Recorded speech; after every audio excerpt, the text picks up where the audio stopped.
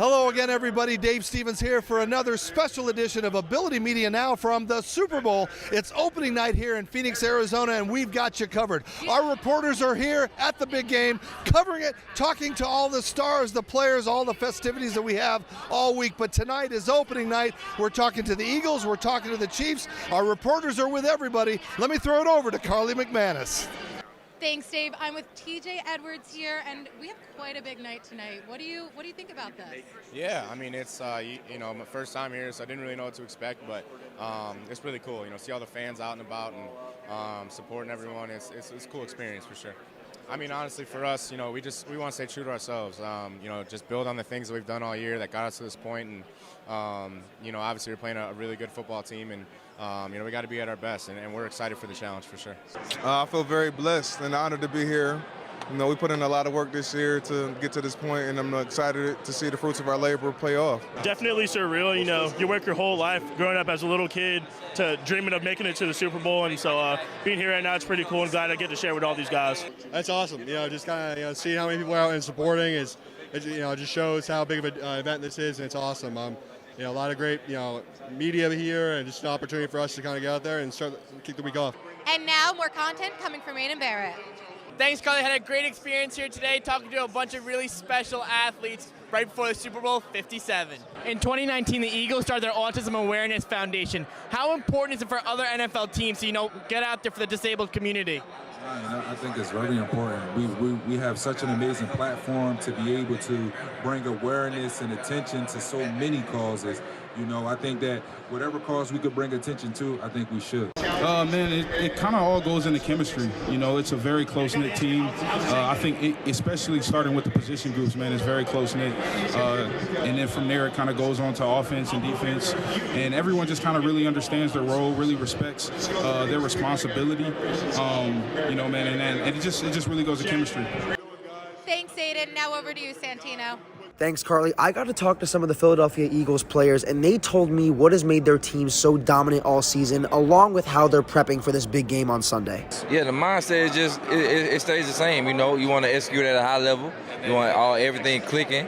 So it's just like every game this year, we wanted to prepare to play at our best and execute at a high level. So we hope to do the same this game, I think our O-line unit does a tremendous job of having a high level of expectation for whoever is in the game, regardless of who it is. So that is very well known in that room, and regardless of if somebody else has to go in for a couple plays or somebody gets hurt and has to go in for longer, everybody in that room knows the level of expectation, and we're always trying to stay at that level. And you and James Bradbury this season, probably one of the best cornerback. We are the best. Okay. Slay and James Bradbury, you guys are the best cornerback duo in the NFL. How do you guys maintain that, that winning mindset coming into this game, playing against a banged-up receiving core, probably the best tight end in the NFL, and Travis Kelce? What is your mindset with the two of you going into this game? Just go out here and play our game, try to be fundamentally sound and compete, man. This is a tough position to play, and a guy like Mahomes can make every throw. So, a guy like us, we can't lose confidence about if you make a great throw on us or not. We just got to go out there and compete. We have tons of great content coming to you from QBSN's chairwoman, Emily Sweeney. Thanks, Carly. Now, I had the opportunity to interview some amazing people here today at opening night. Let's take a look. At the event, I had a chance to speak with Kansas City's outside linebackers coach, who talked about teaching styles and his fellow coaching staff. When I got my degree in college, I ended up getting my degree in education. And really, I think if one thing you learn is that you try to learn about how they learn and find the best way to reach them and teach them. And so I think that's always a thing that you involve with, but you try to tailor-made to each personality. And that's what we try to do, to try to enhance them and make them the best players that they can be. Coaching in the NFL is a job that continuously seems like a revolving door, but it also allows many coaches to come together with people they already know. Believe it or not, most of the guys on our defensive side I have coached with before, and that's what happens when you get to be in this business a long time. You cycle through teams and you get to be with other people that you know. If truth be known, I actually have been with Coach Reed at 2 stops in college, and and we were together at the Green Bay Packers. So Steve Spagnuolo, our defensive coordinator, I was his defensive coordinator at St. Louis and at New Orleans Saints. Brendan Daly, the guy that coaches our linebackers as well. We were together at the St. Louis Rams. So a lot of these people, Emily, are people that I've been with before and I know. And so we just work and we do our thing, and we're fortunate to be on a good staff with good people. Although there are many coaches for each team, the head coach is at the top of it all, and Coach Ken talks about his head coach Andy Reid and what he means to KC. He's everything to the organization right now. He's a good man, character-wise, number one, which the players recognize and embrace. Number two, he's a great leader. He understands our team. He understands when he needs to push him. He understands when he needs to pull back and pull off the reins a little bit. And he just has great organizational skills. He's a great people person, and he really is the CEO of our team. Well, you never know who you're going to run into at media night. And look, I'm a big fan of Matt and his family and everything. Matt Roloff, what brings you to town? I know you live here, but you're here at Media Day. Yeah, I had a friend. He's Alex Lace runs a podcast called First Class Fatherhood. He focuses on the players that are fathers and get to know their story. And I've been on his podcast, and so we're friends.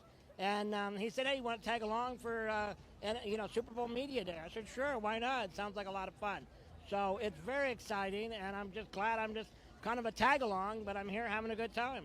And Matt, a big fan of the show. The kids, we kind of watched you grow up through the struggles, through divorce. I mean, what's life like now when you're not so much in the spotlight? Well, we're still doing a show. Believe it or not, it's been like 16 years. We're still plugging away.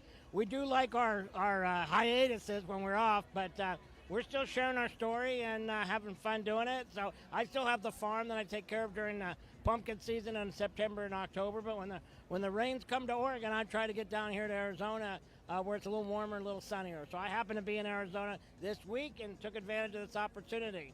And I know you do a lot of things to help people adapt, and talk a little bit about what that is like, because I know I need the stuff. I don't have anything built for me, but you've created things for people to make their life a lot easier. Well, they say necessity is the mother of invention, and so I've obviously had times when I wasn't able to reach things, and so I've come up with some adaptive equipment, primarily geared towards the hotel industry as a frequent traveler. But yeah, I'm proud to be part of the solution out there. Instead of complaining about all the things I can't do, try to come up with ideas on make things easier for me. You know, my philosophy was they are going to stare at you anyway, so you might as well give them a show.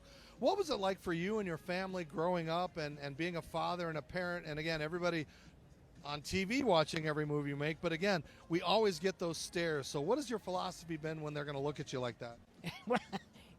Yeah, I don't know. I just, I always embrace it and smile and put out a big old happy. I want people that come across me, that see me, whether they be little kids or adults, I want them to go away going, hey, that's a real person there. He had happy face and, high-spirited greeting. So I try to, project out a positive attitude. And when you act positive, you become positive. So I'm just always trying to look at the good in everything, no matter, there's always going to be angry people out there. You can't change everybody.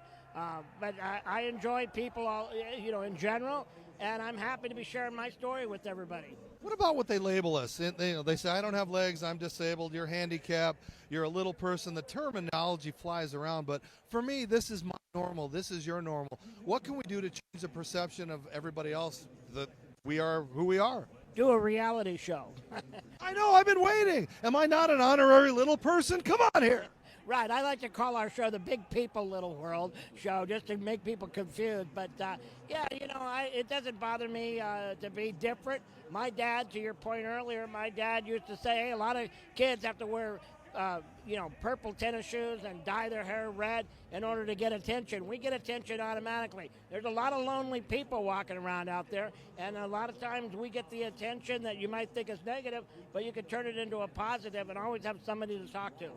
Well, Matt Roloff, thank you so much for joining me. An inspiration. You can find him still on TLC. The new show, it's more of the kids, though, right? It's really more focused on the kids. We still participate, but it's definitely more on the kids and the grandkids and their trials and tribulations. I'm glad to be passing the baton on and doing a little less, but we're still out there doing apart. Still going nuts at Halloween, though, right? Yes, still going nuts at Halloween. Pumpkins are a thing. People ask me, what do you do? I grow pumpkins. Aren't you on a show, too? I said, well, I grow pumpkins. That's my main thing. So, yeah. Hey, Matt Roloff, continue to watch them on TLC and wherever they are in reruns, right? TLC is our network, so we're on, YouTube, TV, and wherever they stream it. But yeah, TLC, Little People, Big World. And we're getting ready to film another season soon, so it continues to progress. Got any parts for me? Can I come on and, can I be the butcher, the baker? Anybody's welcome. You walk into my life, you're automatically on it. So. All right, you heard that, TLC fans. You'll be seeing me on the shows coming soon. And we are here at the NFL Honors. It's one of the most prestigious events, and we're on the red carpet. I can't believe it, Carly. 25 Super Bowls, and I never got invited here, and I know this is your first Super Bowl, but it's pretty exciting. It definitely is exciting, Dave, and the fact that we are at the NFL's biggest event of the year is something that I hold so near and dear to my heart, and as Ability Media, it's awesome to be here. Another great opportunity that we here had, and also we got to talk to some great people. Let's show you some of the highlights. Oh, this is just a wonderful week it's been, and it is just continuing. This is a great event. It recognizes these guys for the best at their craft. Certainly a warm spot for everybody is who's chosen as Walter Payton Man of the Year. And they could have easily nominated 20 guys on each team. It is wonderful what these young men, all these young men in the NFL, the way they give back and how they channel their energies off the field. I mean, it feels good. It's always good coming back, especially seeing some of your old guys you played with as far as teammates who you played against, some of the other NFL legends, and I'm looking forward to seeing the new class who's going to be joining us in the Pro Football Hall of Fame. So this is a great night for football. I think it's pretty cool because they only get a certain amount of invites. I'm truly blessed to be a part of the Walter Payton Man of the Year award. So many great nominees, so many people could get selected. You never know who's going to have a chance to win, but it's just a blessing to be able to be recognized for the things that you do and believe in. Oh, this is just so awesome that I have the ability to be able to see this and be here for the greats in the game. It's just amazing. So I saw you have quite the fashion options for every event you've been at. You've been supporting both the Chiefs and the Eagles. What do you plan on wearing this Sunday? I'm probably going to have a jean jacket, which is split. I'll probably have a jersey that's split. My shoes will be split. I'll have an Eagles and a Chiefs shoe on. Probably earrings, the same thing. So I don't need a coat or anything like that. So I just support them as much as I can. Well, if there's no further questions, we're going to wrap up here at Ability Media. What a great opening night for the NFL tonight. The Chiefs talked, the Eagles talked, and we talked to everybody. And what was your biggest takeaway from tonight? Yeah, no, a super cool experience. They really seemed ready to play. Emily, what was your experience? I had a great experience, got to talk to a lot of big-time players like Jalen Hurts and some coaches as well, which was pretty cool. And Carly, I saw you were busy out there trying to get in with Mahomes and all those guys. I was, but honestly, one of the biggest takeaways I had from this is how much content there was and how much we needed to work together to pair off and go get different interviews. And Santino, our superstar, man, you were around the biggies. Were you shocked at how well you got with him? Yeah, I was surprised I was able to kind of like squeeze in between the crowds to get to Mahomes, Andy Reid, a few other guys, but it was just so fun. I mean, I'm a massive football fan. Being able to be a part of an event like this is just incredible. All right, that's it from the opening night here at the Super Bowl. We are Ability Media. We continue to tell your stories to showcase that anybody can do anything in life despite having a disability or not disability. Anyway, follow us on all social media platforms. I'm Dave Stevens for my group. Continue to watch.